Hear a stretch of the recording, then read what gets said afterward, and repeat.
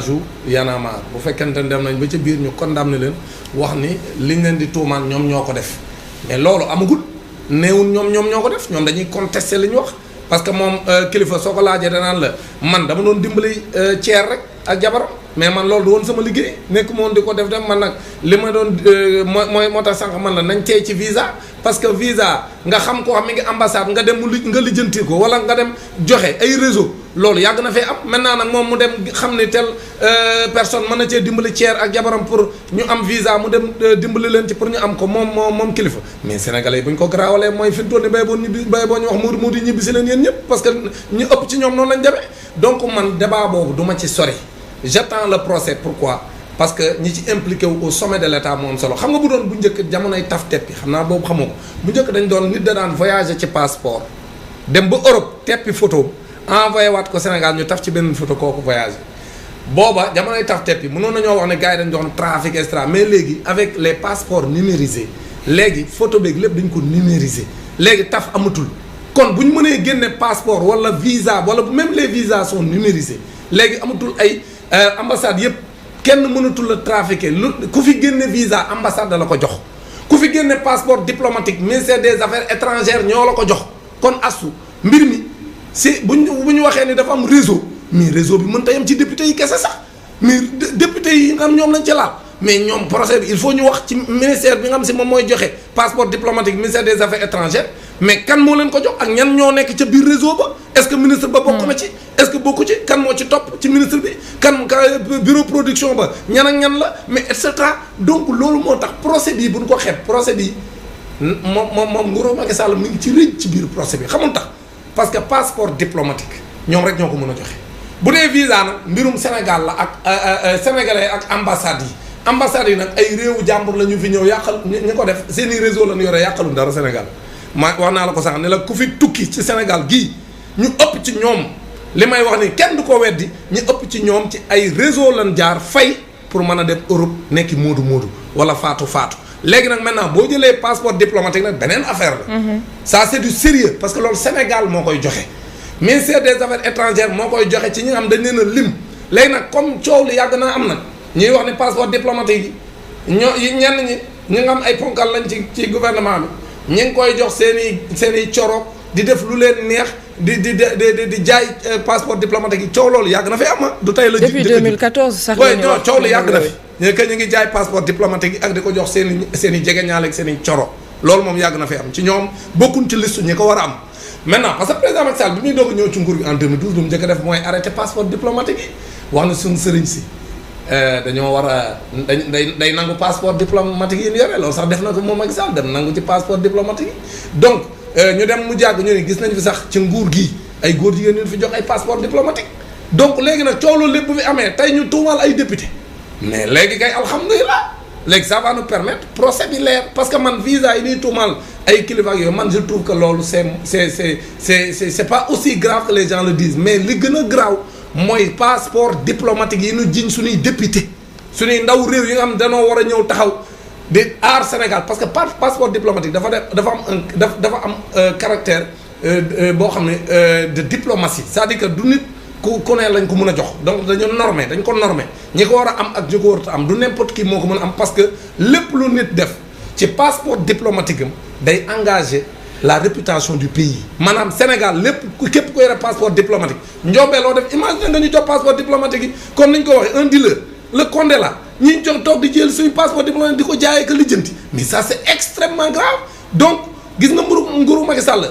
scandale bu mel nii mais duñ ko ñàkkal fayda naan non et cetera. yaakaar nga dina mujj fenn yaakaar nga mbir mi dina mujj fenn xamul tax mais fii lañ fi jiiñ Bougazelli defar ay bii ñuy wax ay somme milliards te mujjul fenn lu mujje dañ koo woo en flagrant délit. mi ngi en liberté provisoire. dama ne liberté provisoire Sénégal asu ñaar yi liberté provisoire ak contrôle judiciaire mooy rëcc nga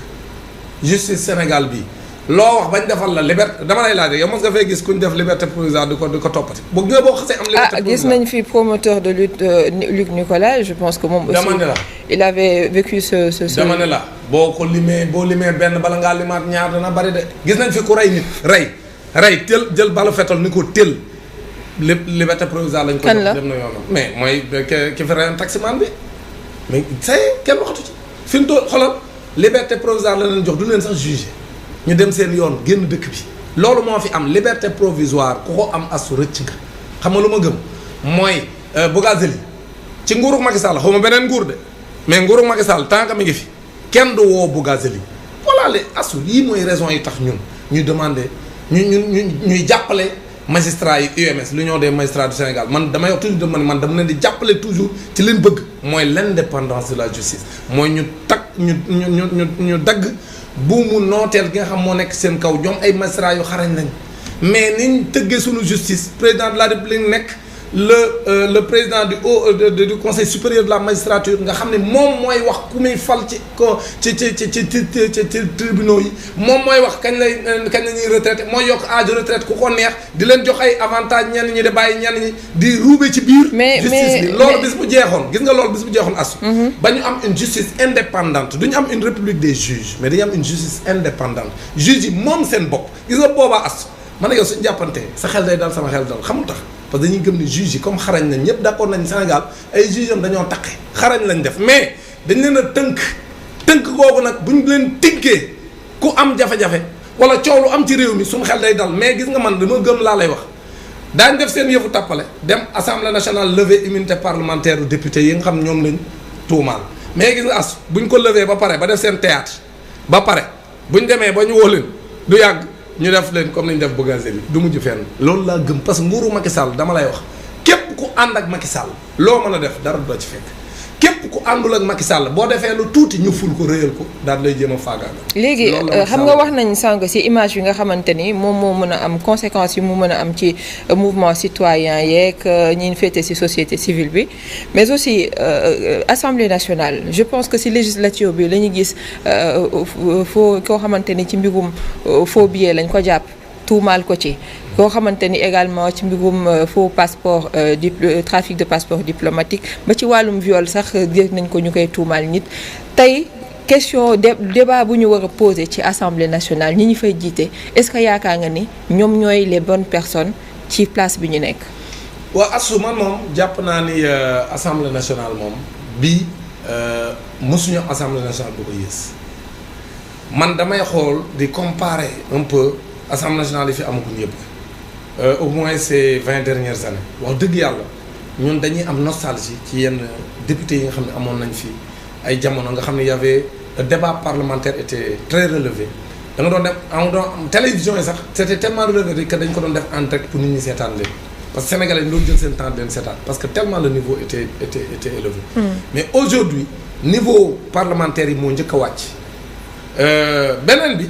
mooy que ni député yi jàppatuñu sax na ñoom ni ay député peuple bi lañ ñoom dañoo jàpp ni ku ci nekk sa député ki la fa teg surtout député nguur gi ñoom dañoo jàpp ni ay député président Macky Sall lañ kon nag bu ñu ci dollee nag en plus de ñoom seen niveau bu faible bi ñëpp constaté mooy que ni le niveau du débat est très faible à l'Assemblée man dem naa fa vote du budget du ministère de l'éducation nationale mais j'avais envie de vomir c'est-à-dire que dama déglu député yi ma ne mais et puis dama doon wax sa jour bi ma génnee ma journaliste laajee man leen tey de li ma gis fii ci assemblée bi bu doon ku tagg ministre de l'éducation mu yëkkati junni may la rek mënu room ngénte loolu dong nga fi manqué woon ndaxte sol nañ seen cuub yu rafet jigéen